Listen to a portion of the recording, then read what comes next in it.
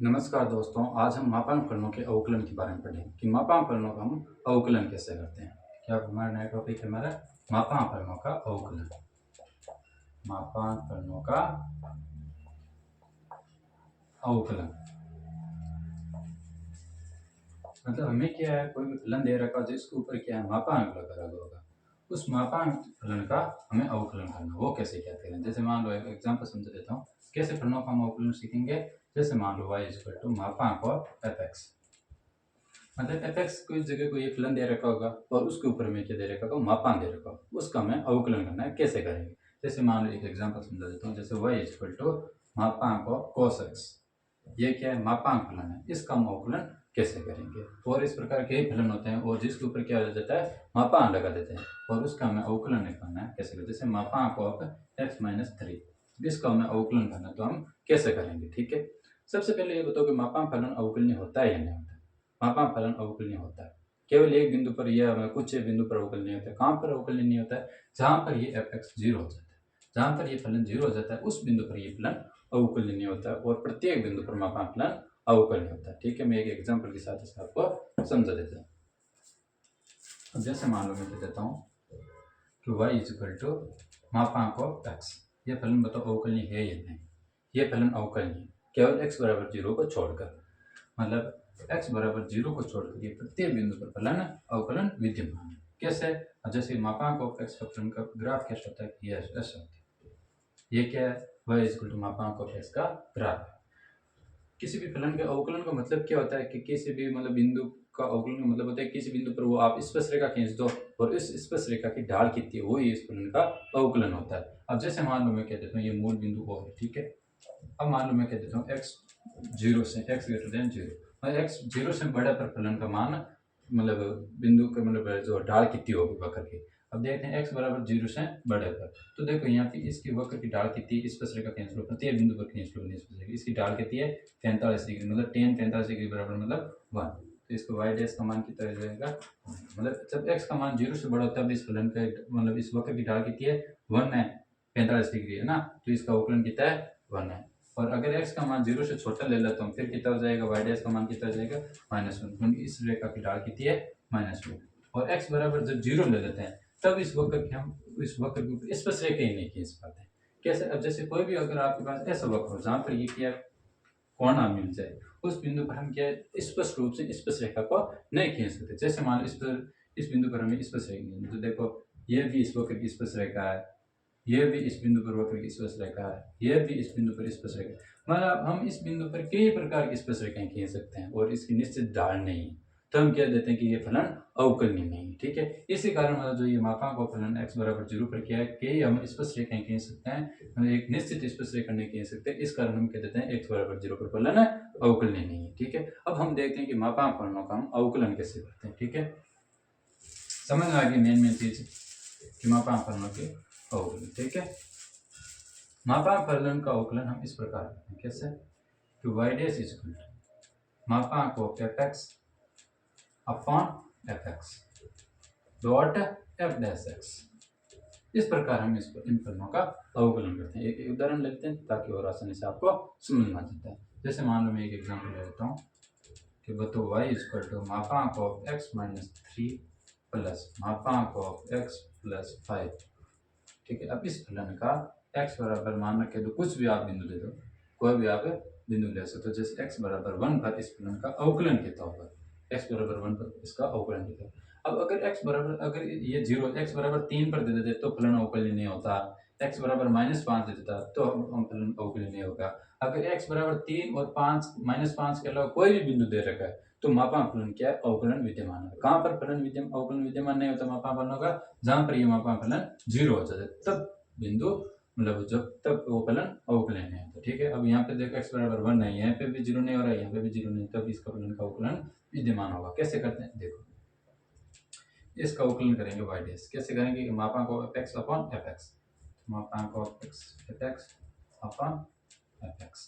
ठीक है, अब इसका हम क्या कर देते हैं अवकलन करते हैं, जो इस मापांक के अंदर जो फलन दे रहेगा इसका अवकलन, इसका अवकलन कितना जाएगा 1 हो जाएगा। ठीक है, x माइनस 3 का अवकलन कितना होगा 1 होगा, प्लस मापांक of x plus 5 upon x plus 5। ठीक है, अब इसका अवकलन कितना होगा, अंदर वाले का 1 होगा, एक्स प्लस 5 का अवकलन कितना होगा 1 होगा। अब हम क्या है, x बराबर 1 पर हमें अवकलन क्या करना है, इसलिए x बराबर 1 पर इस मापांक फलन को खोलो। मापांक फलन खोलना आता है, जैसे कोई भी मान लो फलन दे रखा है मापांक ऑफ x, तो ये क्या है, x बराबर 0 से पर पॉजिटिव खुलता है और x बराबर 0 से कम पर नेगेटिव खुलता है इस मापांक ऑफ x। इसी प्रकार ये आप फलनों को खोल लाना चाहिए। x बराबर 1 पर बताओ ये फलन कैसे खुलेगा, अगर 3 से बड़ी हो राशि तो प्लस खुलती है और 3 से छोटी हो तो ये चीज माइनस से खुलेगी। तो यहाँ पे x बराबर क्या 3 से बड़ा है या छोटा है, 3 से छोटा है, इसलिए ये चीज किससे खुलेगी, माइनस से खुलेगी।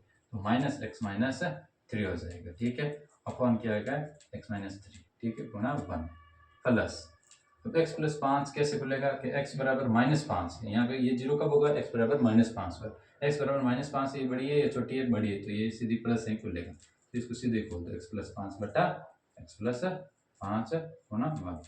तो ये तो कट जाएगा, मतलब ये चिन्ह माइनस के बाहर पड़ा है, मतलब माइनस 1 प्लस ये चीज कट गया, ये केवल माइनस, मतलब माइनस 1 प्लस 1 बराबर कितना 0। इस प्रकार हम कह सकते हैं कि x बराबर 1 पर फलन, इस फलन का अवकलन कितना होगा, 0 होगा। एक एग्जांपल और देखते हैं और आसानी से आपको समझ आ जाएगा। ठीक है, मापांक फलनों का अवकलन आपको आना जरूरी है। ठीक है, मान लो मैं एक और एग्जांपल दे देता हूँ कि ये बताओ इसका अवकलन कितना होगा। जैसे मान लो देखो y इक्वल टू 3 मापांक ऑफ 2x प्लस 5, कुछ भी हो सकता है अवकलन। ठीक है, माइनस ले दो, ये ले लो x प्लस 4।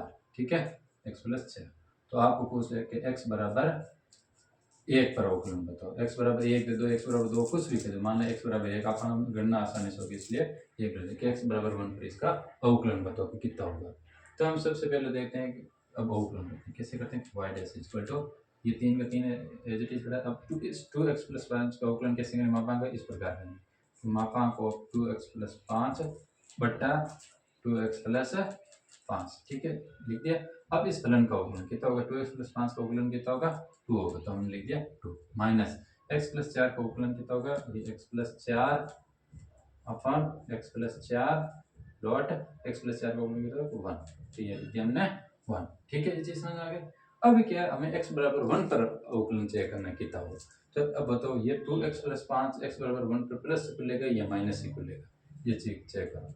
तो देखो ये पे क्या है, मतलब x बराबर अगर माइनस 5 बटा 2, माइनस 5 बटा 2 से अगर चीज बड़ी हो जाएगी तब तो ये प्लस खुलेगा, और माइनस 5 बटा 2 से छोटी हो जाएगी तो ये चीज क्या बोलेगी, नेगेटिव बोलेगी। तो ये बताओ ये जो क्या है माइनस 5 बटा 2 से तो बड़ी है, तो ये चीज कैसे बोलेगी, प्लस से खुलेगी, तो ये प्लस होता है 2x प्लस 5 बटा 2x प्लस 5 गुणा 2 माइनस, अब ये कैसे खुलेगी, प्लस खुलेगी माइनस खुलेगी। x बराबर माइनस 4 से बड़ी होगी तो प्लस खुलेगी, और x बराबर माइनस 4 से छोटी होगी तब माइनस खुलेगी। ये x बराबर माइनस 4 से बड़ी है, इसलिए ये भी चीज किस में खुलेगी, प्लस में खुलेगी। तो x प्लस 4 बटा x प्लस 4 गुणा 1। अब देखो ये से चीज 2x प्लस 5 2x प्लस 5 ये तो कट गया, मतलब 3 इंटू 2 कितना हो जाएगा, हो गए 6 माइनस ये x प्लस 4 कट गया, ये केवल 1 बचा, 6 में से 1 कितने बचे 5, मतलब इस फलन का x बराबर 1 पर अवकलन कितना है 5 है। इस प्रकार हमें मापांक फलनों का अवकलन करना आना चाहिए। एक एग्जांपल और दे देता हूं ताकि और आपके क्लियरिटी आ जाए। ठीक है, मतलब मेन चीज ये होगी कि आपको ये फॉर्मूला आना चाहिए कि मापांक ऑफ fx का अवकलन कैसे करते हैं, कि मापांक of fx upon fx dot f dash x। ठीक है, ये साधारण क्वेश्चन हो गए। ये क्वेश्चन और ले लेता हूँ ताकि इसे आपको और आसानी से समझ में आ जाए। ठीक है, अब मान लो कह देता हूँ कि एग्जांपल एक और है कि y इज इक्वल टू मापांक ऑफ cos x, मापांक of cos x 8x is equal to 3π/2 कहते हैं। कुछ भी आपको क्वेश्चन कुछ भी बोल सकते हो, 3π/4 कहते हैं कि इस पर इस फलन का अवकलन बताओ कि कितना होगा। y इक्वल टू मापांक ऑफ cos x है, x बराबर 3π/4, इस पर इसका अवकलन कितना होगा। तो कैसे करेंगे, ऐसे करेंगे y dash is equal to मापांक ऑफ cos x, मापांक of cos x upon cos x point, और cos x का अवकलन कितना हो जाएगा, माइनस का sin x। ठीक है, माइनस का sin x। अब बताओ 3π/4 पर ये चीज प्लस खुलेगी या माइनस में खुलेगी, ये भी चीज आपको पता होना चाहिए। ठीक है, अब देखो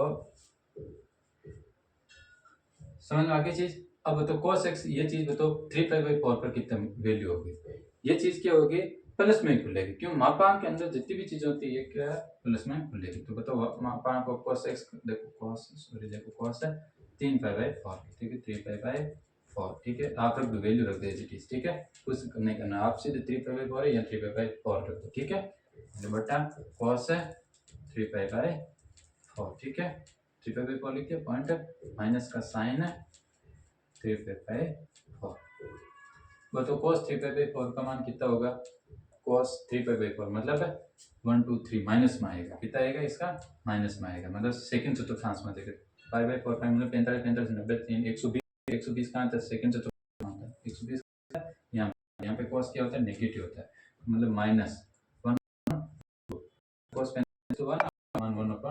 -1/√2 और इसके ऊपर मापांक लगा और इसके ऊपर -1/√2 गुणा, और साइन का भी ये क्या है? -1/, ये माइनस, ये तो देखो इसका कितना होगा? 1/√2 हो जाएगा, ठीक है। और ये जो माइनस वाला तो बाहर माइनस पड़ा, ठीक है। अब तो ये चीज कट गई, ये माइनस का मापांक कारण प्लस हो गया, ये केवल माइनस का बच गए, ये माइनस प्लस हो गए, और कितने उत्तर आ गया? +1/√2, ये इसका क्या आ गया? आंसर। इस प्रकार हम मापांक फलनों को क्या कर देते हैं? अवकलन कर देते हैं। मतलब मेन चीज यही है कि मापांक y मापांक ऑफ f का अवकलन कैसे होते हैं कि मापांक of f upon f dot f dash x, ये चीज हमें मालूम होनी चाहिए, ठीक है। धन्यवाद।